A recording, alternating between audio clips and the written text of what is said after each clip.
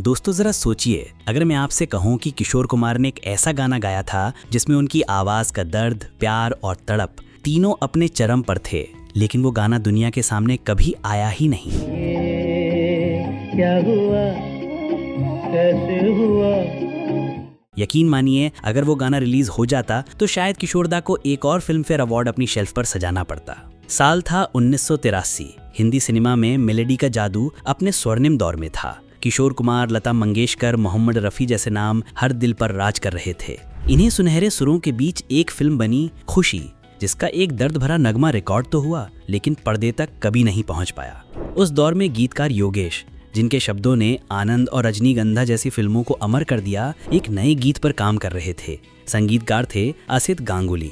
असित जी ने कई फिल्मों के लिए संगीत रचा था। उनकी धुनों में वो मिठास थी जो सीधे दिल में उतर जाती थी, और अब वे फिल्म खुशी के लिए काम कर रहे थे। इसमें शशि पुरी, कल्पना अय्यर और प्रेमा नारायण जैसे कलाकार थे, लेकिन किस्मत ने साथ नहीं दिया। फिल्म अधूरी रह गई और इसके गाने भी टेप रीलों में बंद रह गए। क्या से क्या हो गया?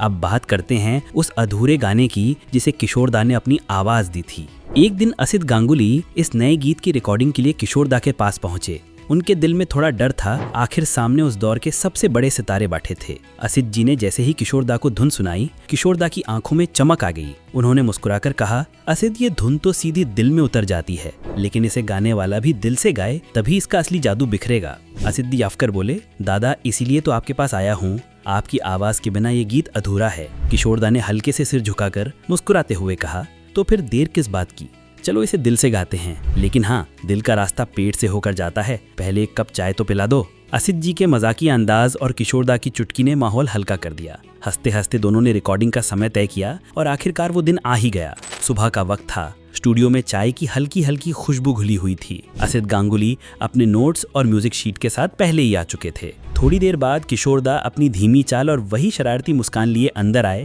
चलो असित, आज देख लेते हैं तुम्हारा ये गीत दिल को कितना छू पाता है, उन्होंने हंसते हुए कहा। पहला रिहर्सल शुरू हुआ। म्यूजिक बजते ही किशोरदा ने आंखें बंद कर लीं, जैसे वो किसी और ही दुनिया में पहुंच गए हों।